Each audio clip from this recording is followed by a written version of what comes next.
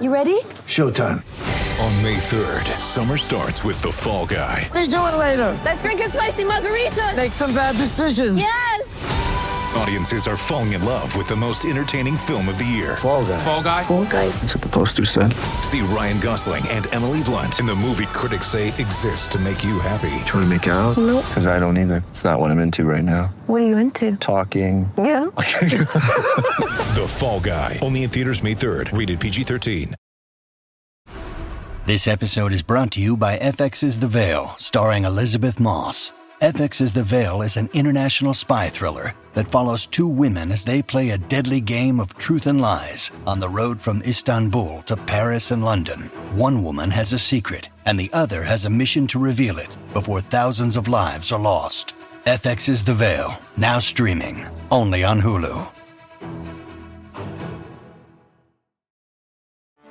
Get ready for the greatest roast of all time, the Roast of Tom Brady, a Netflix live event happening May 5th.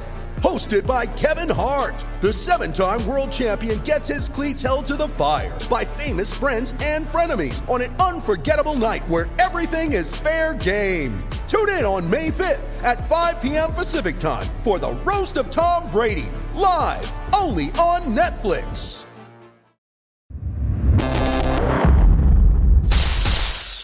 Hey guys, how you doing? It's Mick Tully for World Martial Arts Television, and today we've had him on the show a few times, but I have to admit, you shouldn't have favourites. You know, it's like when you talk to your godchildren or your grandchildren, you shouldn't have favourites. But guess what? Mahi is a favourite of mine because every time we chat, we put the world to rights. We talk a little bit about martial arts, and he's just great to chat to. But I'm going to give you your full official. This is now, from now on, Mahi, this is the intro I'm always going to use now. It's Mr. Mahipal Lunia Explorer in residence at the Immersion Foundation. That's the money shot right there, Will. Loop that up, brother. Okay, Mahi, great to see you. And we're going to jump straight in because I can't believe it, man. It's the 6th Immersion Symposium that you're doing now, right? So 6th public symposium, about 10 private ones. Right. Well, I didn't know that. Right. Okay. Yeah. So quickly, because we live in the era of clickbait, and we've got to get these guys interested straight away. The symposium is 40 hours on the mat, deep dive, like a physical jump down a YouTube hole on a Friday night. This time, starting Friday morning 6 a.m. and finishing Sunday night 10 p.m. 6 till 10 every day, right? Yep, and all 3 days. And that the topic now this year is, I call it bikers, brawlers, and badasses. Fundamentally, what real world violence is like. You know, I always say, you know, a lot of martial artists think they're tough, but 99% of them haven't been in a real fight. And if you've been in a real fight, all your systems go out of the door. So we said, okay, if we are to look at this and you want to understand violence, you have to understand a couple of things. A, what's the mindset? And in the mindset, when I talk about mindset, I talk about 3 things: the ontology, the epistemology, and the theology. If you don't understand this, you won't ever understand what the mindset and what is the engine that drives that. The second is the physiology. How does this particular mindset move that very specific physiology? And third, the least important one, is the language, the shit talking. So if you look at most martial artists, they do it all backwards. They first learn how to shit talk, which they can't back with their skills. Then they try to move the body, and then finally learn how to move the mind. But if you want to be effective, you have to inverse that triangle. You got to know what you're fighting for, who you're fighting for. See, dying is easy shit. Any fucking idiot can die, right? Yeah. It's can you live? Can you survive?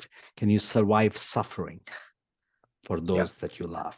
That's the difference that makes a difference. And that drives the body in a specific way, and that ultimately drives the language. Well, you see, this is the thing, right? As always with you, like we said off camera, the thing is, this is a problem being a multi-layered individual, right? You look at something, you go, oh, this is going on. No, there's something else going on. And then there's another. Like Mahi, I've recently been thinking about you, not in a bad way, trust me, and not in a not in a stalky way either. But I've been thinking about you as a person because do you know what you actually remind me of?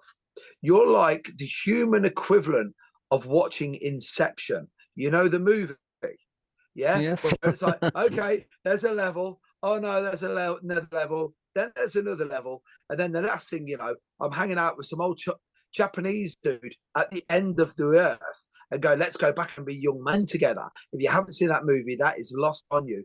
But man, that's a fucking really good analogy for you because there's so like once you think there's one level, there's another, right? And as I was looking at your symposium that's coming up, where you just talked about the triumvirate there, right?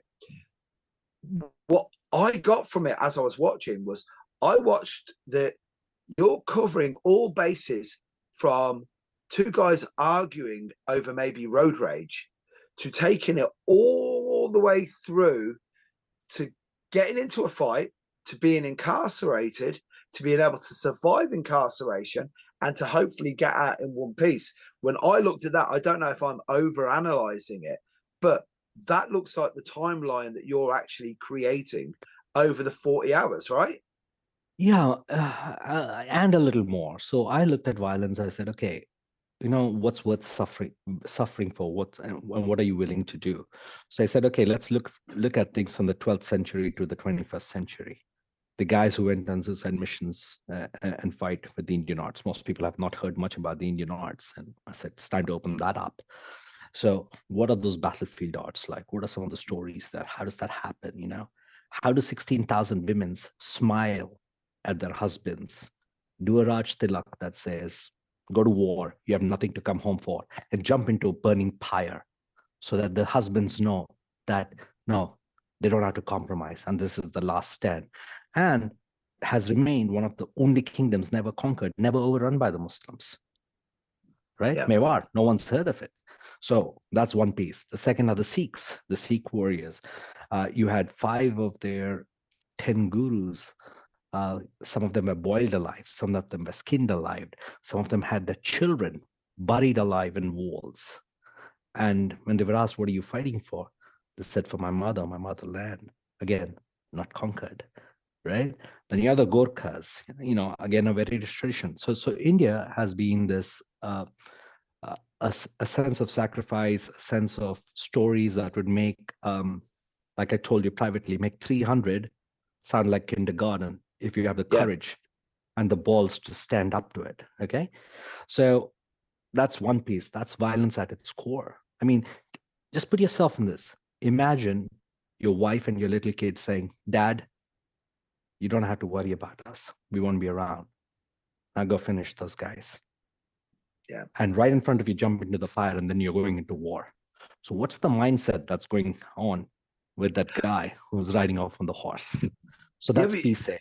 Sorry. Yeah, but you see, no, because we were talking off camera earlier before we did the interview, and you said it, and immediately I was like, I Googled it, and I was like, 16,000 women in their bridal outfits, and they were like, we're not hostages, we're not bargaining chips.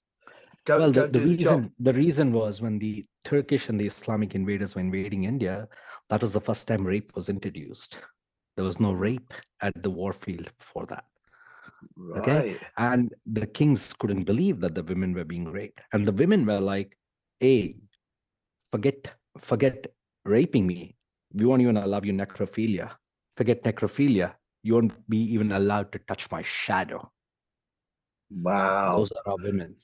Okay, and by the way, 16,000 was just that one. There were 12 such Johars. Wow. See, this is a thing that West doesn't know about, right? So, so that's just one aspect. So we are looking at war. That's number one. Number two is looking at the urban high crime areas. Indonesia, Philippines, Brazil. What does fighting there look like? Empty hand, single weapon, double weapon. Third, I call it guardians at the gate. These are the guys whose job it is to keep the bad guys in or out, depending on which side you are, right? Yeah. So I have guys like Rory Miller and Tom Sotis showing that. The fourth is what happens when bikers and bouncers get together. That's a very different kind of a violence, and most people will never get to see it. And then and you shouldn't, hopefully. And then the last is if you're in prison. It comes in 3 stages. You have the bare knuckle boxes, which is the base. Then, as you heard Shadow talk about, you get into 52 blocks as a way to counter the boxers, and the way to counter the 52 blocks is the prison knife, right? Yeah. So the spectrum of violence is everywhere from the 12th century battlefield to the modern prison, FedMax prison, and things that happen. Well, I don't think anyone has examined violence this broadly and deeply as yet. That's what we're looking at. Well, you see, it's that you just said 2 things there, right? Which normally, when it comes to martial arts, you don't hear broadly and deeply. So what you've got is you've got the guy who knows a little bit, but then you know the guy who's a dweeb and he knows everything about one subject. And it's, you know, but my dear friend John Will always says you should look at it like a prospector. And he said, right, you need to go out and you need to survey all of the area and dig deep where you need to. But, you know, if you dig 15 wells, you're going to hit something. But you got to dig all 15 of them. And it's like, I watched a podcast with you, and we'll give him a shout out, Will, because cross-pollination's everything nowadays, right? So I watched your interview with Dean Franco, right? Dean, if you want to get some really good banter, come and see me. I'll do an interview with you, right? But anyway, that's my plug to get me on the show. But anyway, I'll get you on it. Thank you very much. Thank you. And I actually really enjoy his shows. But the thing was, I've already heard you explain some things about this, and I'm still trying to process it, right? So we're just going to ask for a second now. I've asked you this before, but first of all, I wanted to know why you went into the symposiums, right? And now, why are you going from? We talked about, we were joking about it off camera, how you're seen as an academic by some guys and a brawler by others, right? And it's like, what drives you to go into especially this? Because if you went from a historical point of view and just took the safe and easy route of, say, 6 separate karatekas, you'll sell it out. People will come because people want that familiarity, right? So you've pushed it and pushed it and pushed it. And now this time, yeah, and there's a lot of preamble to this, but this is because it's you, Mahi. You pride yourself on being able to get 10 different disparate characters into a room who don't particularly like each other and work together. But this time, you know, we just interviewed Shadow, Professor Shadow, and what a cool guy. But I know for a fact that, and it's not because he's a badass, by the way, it's the fact because he's real. I know that him walking into a room with certain people that I know, they'd have to walk out of that room because he'd be able to smell their shit and he'd be able to smell their fear. And it's like, so why are you doing it this time with this sort of disparate types of people? You want the truth? Always the truth, Mahi. Our relationship is based on truth. What do you think this is? The internet? Yeah, we're real here. I think there's so much bullshit on the internet and so much bullshit within martial arts, and especially within FMA and Jeet Kune Do, that it makes my toilet smell clean on a bad day. Okay? Yes. So that's the starting point. Now, you know, look, I love JKD, I love Filipino martial arts, and I love all the other arts because I help move all of them along in my own stupid small way. But I think what has gone missing is an element of realism, right? There's too much hero worship. He said this, she said this. This master at the age of 32 was the grand poobah of everything, or that master at the age of 65 became so and so. No names. You guys plug in your favorite name. I don't give a shit. Yeah. Okay, but that was their truth. And at that point in time, in that evolution, what has happened since then? And it also was a limitation in terms of the access that they had. If you're only fighting your block, it's one story. What happens when you're fighting the world? And what happens when you get into an intergalactic fight? As an example, are you going to say, okay, I'm coming to you with Shotokan JKA karate rules, Mr. Alien? Let's see how it fares. I think it'll make a tasty little appetizer, right? So I think part of this is to see three things. Number one, what's real and does your shit stand? Number two, my life's goal is to create martial comprehensivists. I don't want specialists. Like Heinlein said, specialization is for insects. I'm trying to be human, right? Yeah. So I want to be a comprehensivist, right? And then number three, it comes down to what are the further reaches of the human psyche and mind? What is it that you can withstand? If you don't know what you can withstand, you won't ever try. I mean, think about that example of the Johar. Have you heard anything like that before? And yet you've never heard this story, where 16,000 women walking into a burning pyre and the husband saying, okay, they will not rule my country. You talk about 300. That's okay, 300 guys. What about 21 guys keeping 10,000 guys at bay for 1.5 days in the Battle of Sarahi? The only time that your parliament stood up 2 minutes in silence for soldiers who were not from their country. Wow. That's the Battle of Sarahi, September 12th, 1897. 21 guys kept 12,000 Afghans at bay. Well, you see, right? But Mahi, this is the thing, right? So from speaking to you, again, I everything you said, when you were saying, you mentioned realism, I mentioned to you off camera, I've been arguing with a couple of original JKD guys, just for the simple reason that the guys, let me just put my glasses on so I look more studious when I say this. Right. So there's members of that community that I respect because they turn around. I'll name straight away. So Taki and Andy Kimura, yeah, Jesse Glover, guys like that who were there, and they turned around and they went, "This is what I was taught," and they turn around and they say nothing but, "I'm a custodian of this art. This is the time period that we did," and you look at them and you go, "Well, that's real. It's not for me." So I think I couldn't spend my life doing that. That's like reading the same book, as far as I'm concerned.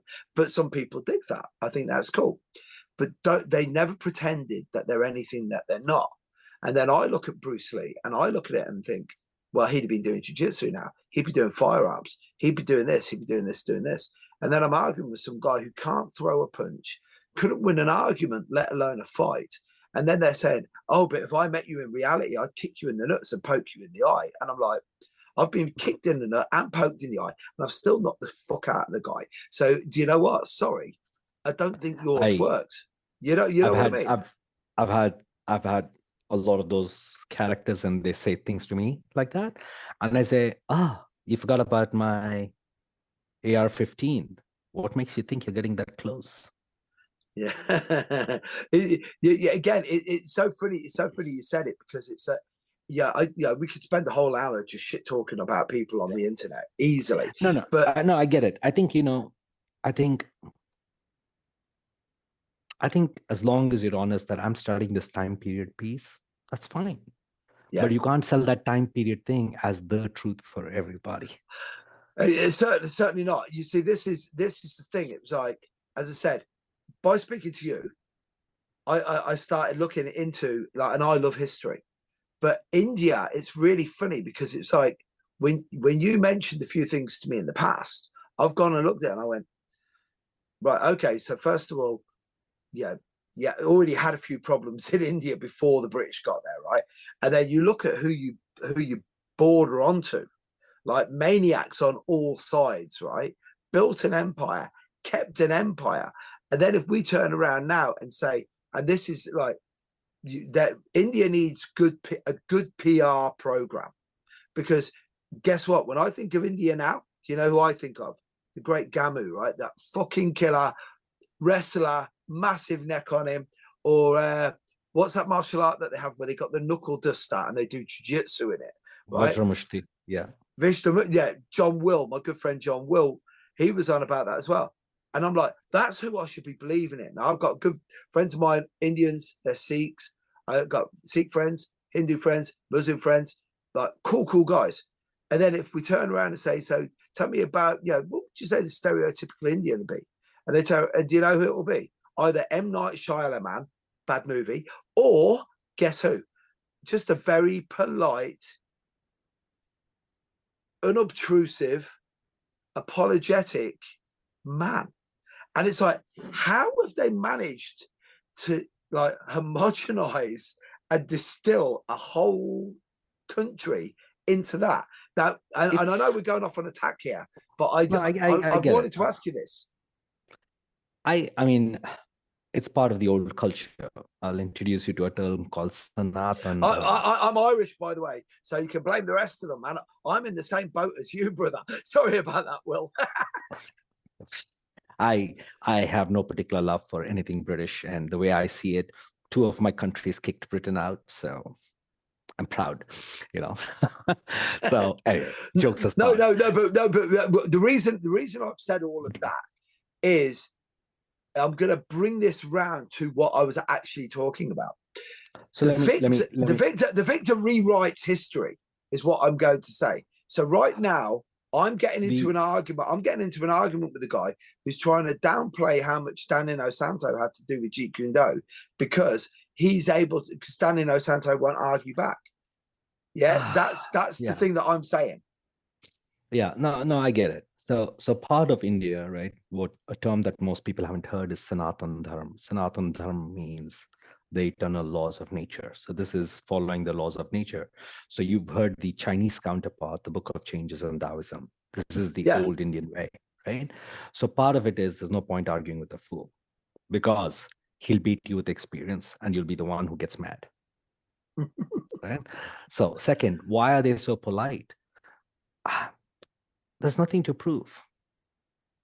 Number 3, most Westerners live just in a linear time frame. That is, this is the life, and you're always living under a fear of missing out. Okay, so it's grab. Indians think in terms of circular time, and for me, 10,000 years is around the corner. Wow. Okay. My ancestral home is 800 years old. Okay, so it's not so the way we experience time, the way we see things, the fact that this is not the only life I'm going to live, I'm going to come back again and again. So the idea of karma and consequences is real. So we understand that if at least the way, so that's why the mindset is important. So for us, if I am an asshole, then I have to also play the other role where I am on the receiving end of that, right? Because anything that you do, you bear the consequences of it. So you see that as politeness. So it does come across. And then, here in the US, I'm either an engineer or I run a 7-Eleven. I've had people come to my dojo and ask me, oh, where's the instructor? No way. And then I say, really? oh, just wait. I say, just wait. He'll be back. He'll be here soon. And then they're shocked to see an Indian guy teach. So, I think part of it is India's fault and part of it is the West's fault, because I hold both these places in my heart. India's fault is that it hasn't stood up and hasn't had ambassadors stand up and talk about her arts and things like that. And that's one of the things I want to change. And it's the West's fault because I think we've become intellectually lazy. Yeah. People don't study the classics. They don't actually study history. They don't go seek out what happened to the Renaissance ideal. What happened to the educated 56 founders of this country who wrote such classics and wrote things such as the Bill of Rights, who wrote such things as our Constitution. What happened to those founding fathers who brought the Magna Carta into being? Now, sadly, most of these modern kids don't even know what I'm referring to, leave alone speak Latin or write Latin or Sanskrit. So I think when the language goes, when history goes, or part of who we are goes. And what a lot of the colonizing forces have done through history, the things that they destroy first is the education system. And along with the education system, they also ban the weapons within that region, because that's how you get to rule them. And then the next piece is you bring in the idea of guilt and self-hate into the people. And that's how you destroy them. Now you don't have to fight them, you just rule them. Well, you see, this is the thing, right? So, especially I'm approaching this because of your experience, right? So, can you explain to me the Indian connection with Indonesian arts? Like, so that, You just want me to get more love mail, right? No. It's no, because do you know what the thing is? The minute you said this, I heard you say it in another interview, and the minute you said this, I was like, shit, I never saw that. That is the truth. So expand, please. Actually, all of Southeast Asia, right? Because the borders have been so porous, right? So there were two. So from the about 6th century, for example, the first king of Cambodia was an Indian trader from Orissa. Right. You didn't know that, did you? No. So that's why the roots of Hinduism and Buddhism are so deep there, number one. Number two, when Buddhism started to spread, they went to China and everywhere else, but it also went into Burma, Thailand, and Cambodia via the land route. So those became the Buddhist countries. Right. From the Southern Empire, the Vijayanagara Empire, the Cholas, the Pallavas, from the 8th century all the way through the 14th, 15th century, they were a maritime empire. They conquered all the islands, going all the way into Indonesia. I mean, there's a reason it's called Indonesia, India, Nesia, Islands of India. Right. Right. And so the thing about the Indian cultures is that it was syncretic. So wherever they went, they married the princesses, and they gave their own daughters to the princes. So that's why you find almost 1/6 of the DNA being Indian even today. There's a deep language which is all Indian. Like, for example, guru. That's an Indian word. Indonesian arts, Mahaguru, the great teacher. Maha is a Sanskrit word. The national emblem of Indonesia is the Garuda, the vehicle of Lord Vishnu. Yeah. The national story is Ram Leela, the story of Ramayana. So the cultures are very deeply entrenched. Some of the oldest tantric temples are in Java and Sumatra, right? Wow. The Angkor Wat is, again, that's Indian influence. So I think also with the Southeast Asian cultures, as with a lot of Asian cultures, there's a lot of self-hatred that has come in. And that gives rise to two things. One is extreme nationalism, that everything is mine and it came from here, here, here. That's one. And then the second is always looking for a European connection. FMA is Destreza. You know, this is Dutch. But they like, okay, they hardly were there for 100, 150 years. It's a speck of time. What about the 4 to 6 centuries? You were ruled by the Majapahit Empire, the Sri Vijaya Empire, the Odisha Empire, the fact that the first king of Cambodia was an Indian trader, right? So when you start looking at Litwa, you start looking at Bando, you start looking at some of the Bakator pieces, you start seeing all the animal forms and even things being called, this is the Hanuman, Sri Hanuman's dance, this is the flying Rama. Okay, it's all India, right? Yeah. But I don't know why they find it so hard to just admit it. And it's not about hey, this is the root, this is the mother root of all of it. No, far from it.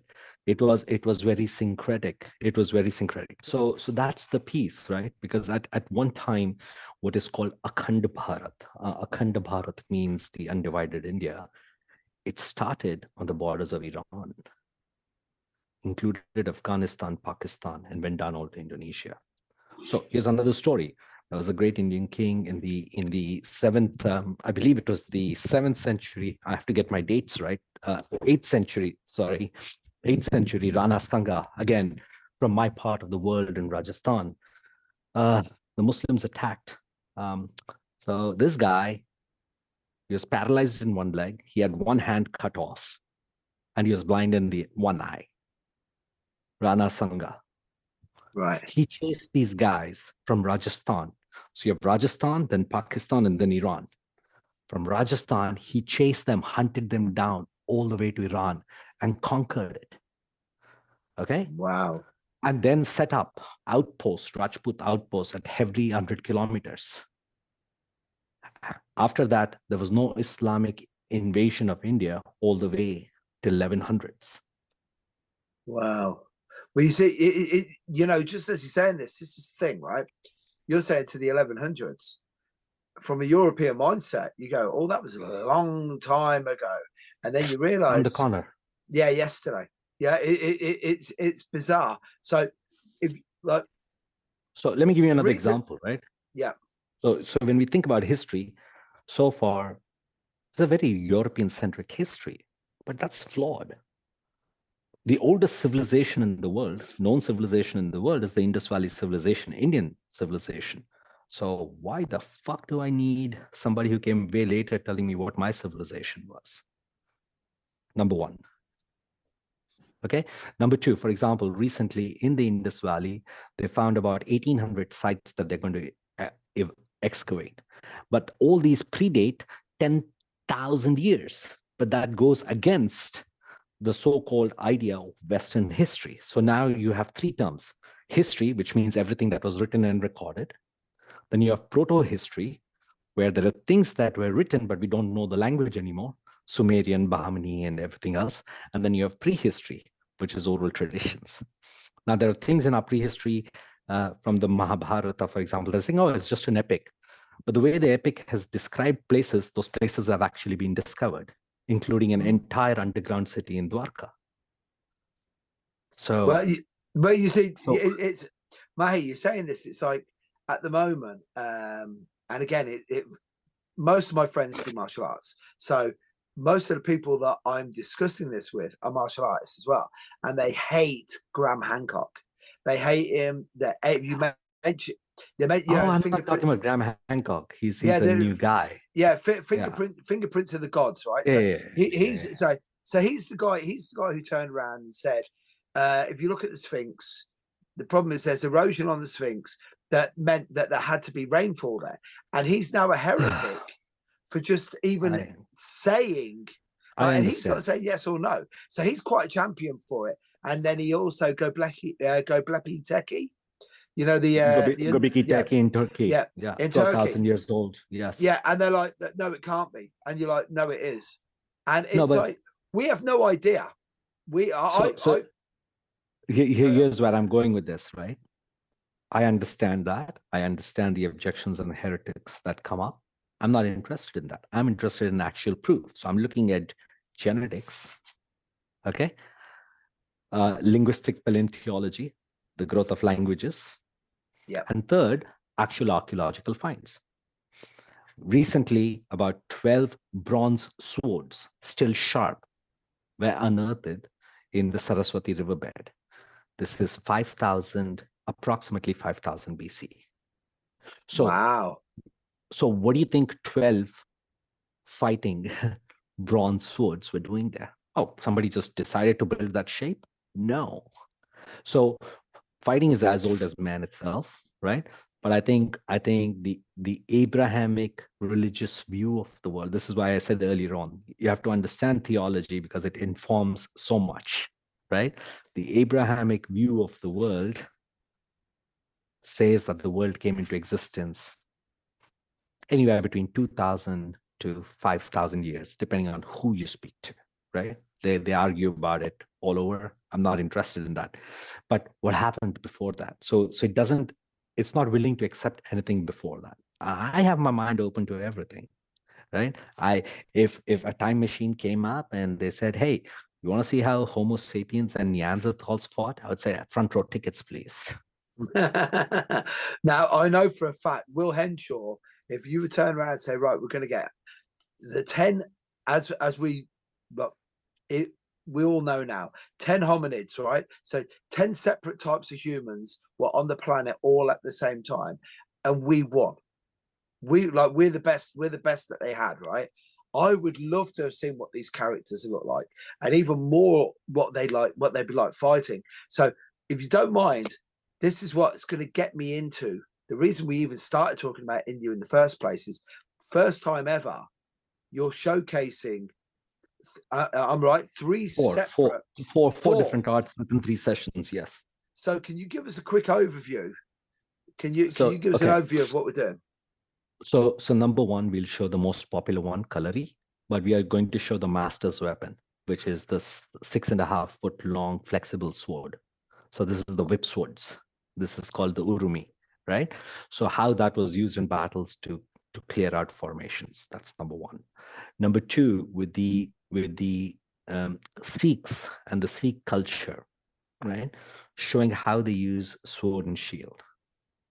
Right? Yeah. And these guys still wear a sword to this day, just like my Rajput Sikhs. I mean, despite the fact that you can't carry a weapon in India, nobody removes a sword from a Sikh or nobody removes a sword from a Rajput because he knows you go there, he's going to take your head off, try to touch the sword. Okay, so it's still a living tradition. So you'll see Gatka. Then third, I am showing a very peculiar form of fighting, two specific arts. How a scarf and a knife is used together, right? And in fact, the way this art moves is it's 3 weapons in every move. So see this move, right? Just that one move. Now, you may just see a blade going to the neck, but it actually begins with the elbow crashing into your jaw. The scarf is tied to my hand, so when the hand goes around, if you're moved, the scarf starts to crack you in. Then the blade goes underneath to make sure that the scarf is pulling you and locking you out. So every move has 3 weapons. Okay. Yeah. This is from the dacoits and the luteras and the thuggies and their arts, right? So shed some of the light on that. And then there's another art, a sub art called bandesh. And what this is when you don't have a weapon and you need to feel the other opponent and figure out where they have weapons, how you move around their body, right? So this is sensitivity. It's a chi sao, but you're not standing still. You're moving all around the body to discover the weapon, and you have to draw the weapon out of his body. Well, there's 2 things I need to ask you. First of all, is one of the arts that you actually you know, but you can't teach because you actually gave an oath to keep it in the family. So can you explain that? Because I've heard of this, but I've never heard anyone tell me this. Early 1800s, the British shut down 77,000 gurukuls in India. Right. With one stroke of a pen. The gurukuls were essentially the old training grounds in the old schools. The gurukuls would have anywhere from 200 to 20,000 students at a given time. So these were old schools. And here in the schools, the philosophy was to teach Shastra and Shastra. Shastra means knowledge from your books, and Shastra means knowledge from the books, and Shastra is the art of weapons. So you had to learn both. Now, see any Indian god, you always see the Indian god with books and weapons. You'll never see an Indian god without a weapon. Not one. Okay, so these two were always there together because they said, you need to have the right knowledge, and once you have the right knowledge, you need to have the courage to defend it. So these two were tied together. But when the Macaulay Act was passed, all schools, all gurukuls were closed, and Montessori's came into being. And that was the eradication of that particular strand of teaching this together. So only the very privileged ones, right? If you're from a wealthy family, a royal family, they brought the gurus in and kept the gurus hidden from the Britishers. Yeah. Right. And they continued to teach their kids. I was one of them. I learned it that way. Okay. So there they learned this properly. So now what happened is now you have to make sure that the government, the military, and the others don't find out you're learning these weapons. Yeah. So it was taken that, hey, you only teach family. So when I was taught, that was the oath I was given. And I'm going to keep that. I'm going to teach my daughters the arts, but I won't tie them to the oath. So they can choose to open it up to the world. Okay. So the first of all, to give you word, that's an amazing thing, especially in today's society, right? Now, this is the other thing. I saw this again in an interview, And I loved the way that you explained it. And it was the connection between, you said it earlier where you said about the scarf, right? So some people would call a scarf a sarong, maybe. So what's the connection between Indian martial arts and the sarong? So I don't know where it started, right? But the Indian word bandana means to tie up, right? And Indians would always have turbans and waistbands, and these were basically your sarongs. So the entire arts developed around it, right? So Yeah. bandana became bandana, and then fighting with a bandana or a sarong, right? But the pieces that I have not seen anywhere else other than the ravines and the mountainous regions of India is that the scarf is actually tied to your hand. Yeah. Right. The reason it's tied to your wrist, so it's one is tied to your wrist, and you have a ball on the other end, which is basically a handful of coins that are tied together. So it becomes a club. Right. The reason it's tied that way is I can go into my strangulation whenever I need to, but both my hands are free to feel, because the highest number of nerve centers are in my hands for me to feel and sense, and for me to also grab other weapons. So you're far away, I club you. You start coming close, I wrap your neck with it. Because remember, it's a heavy weight, it'll wrap around you. Then I start to strangulate you. You start giving me trouble, the knife comes out and stabs you, all in one move. You see, it was sort of the same thing when you explained, and I'd never heard. You said again. Every time we talk, you give me stuff to think about, right? So today, just while we're talking now, where you were saying a sixth of all human DNA, Indian, right? And then you said in another interview about that language, that a sixth of your language comes from India. The etymology of the words come from India. Yes. And I was like, of course, because again, it's the Western mindset. It's like, I remember years ago training with Dan in Osanto, and he was talking about how the cradle of civilization, Iran, they understood the constellation, early medicine, agriculture, and it was like alchemist. And I was like, of course. And then me being me, I'm thinking, why did I think that we invented everything?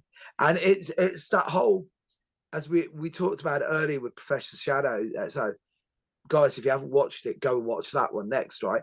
But the etymology of everything and the universality of everything is what as I'm getting older, this is what's blowing my mind now, because I'm thinking it's new stuff, and I went, no, it's just a different flavor.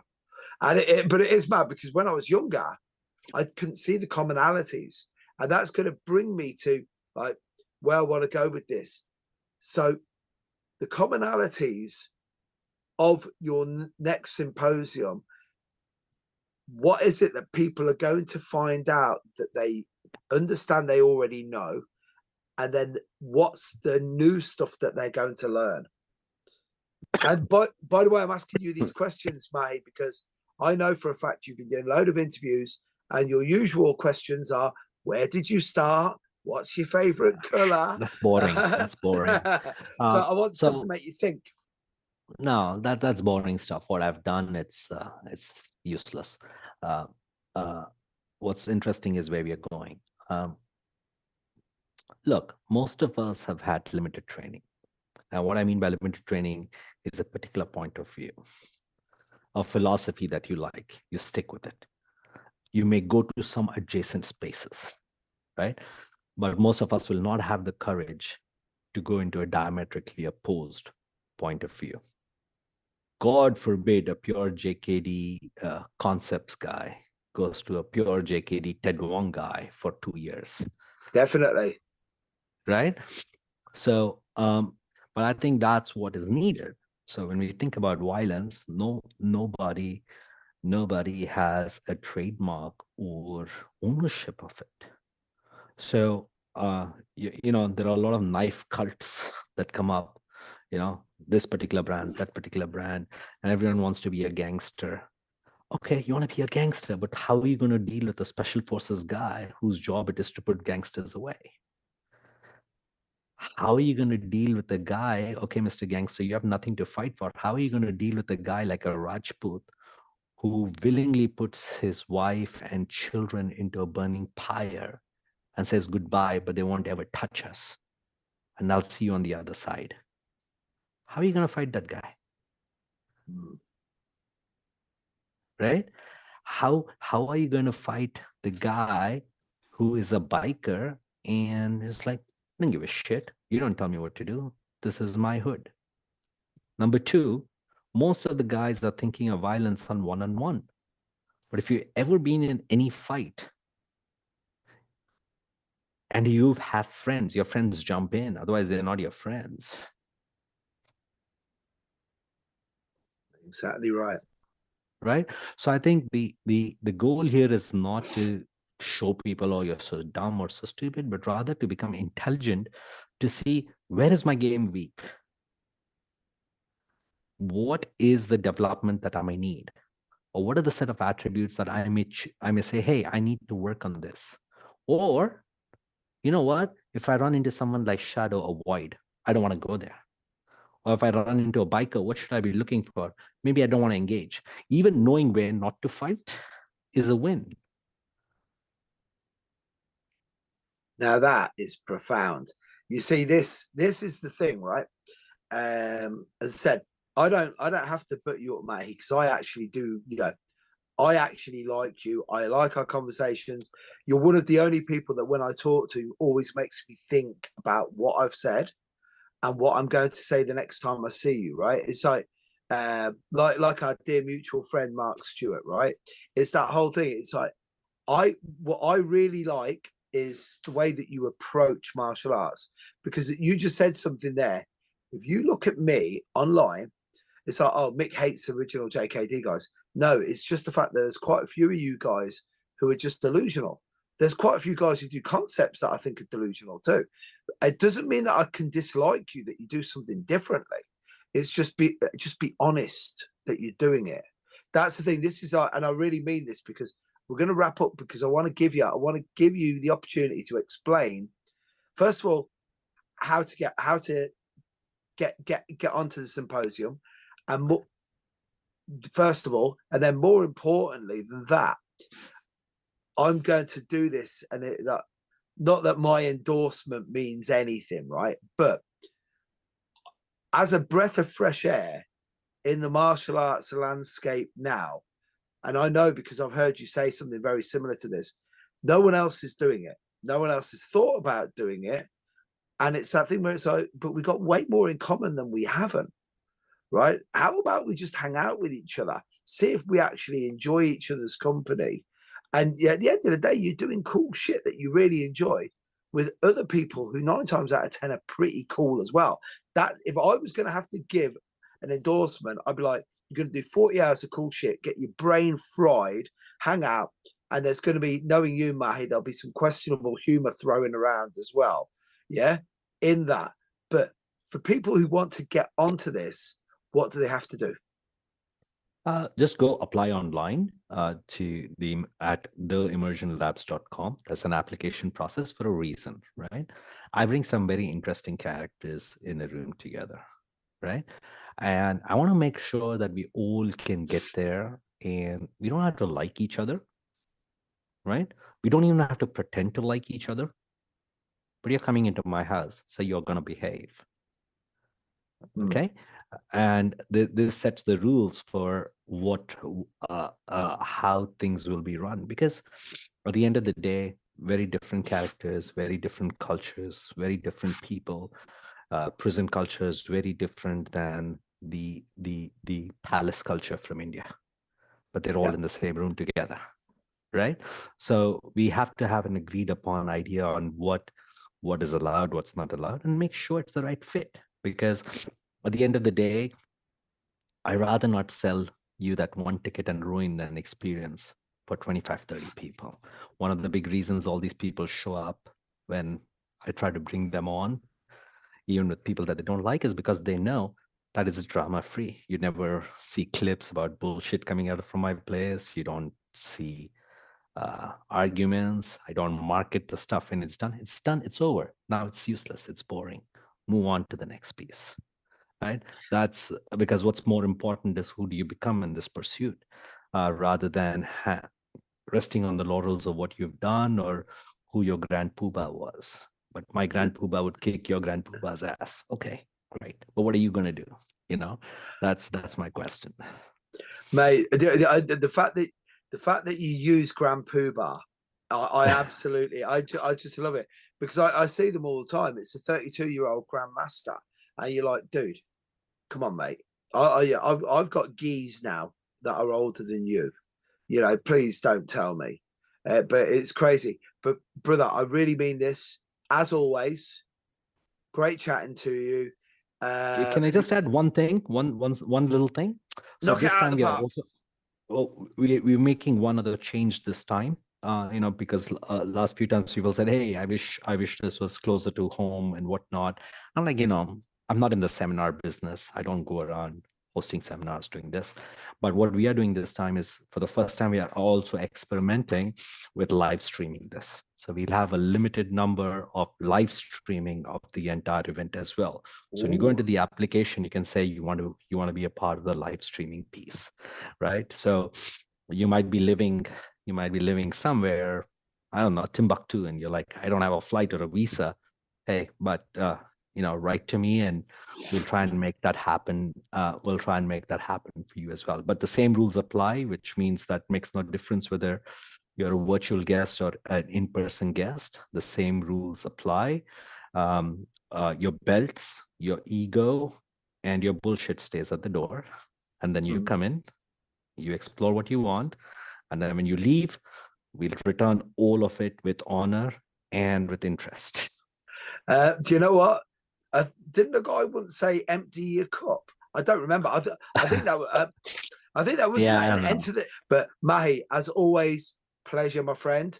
And you are pleasure. Thank you so much. All right, take care. Thank you. Bye bye. God bless. Bye bye.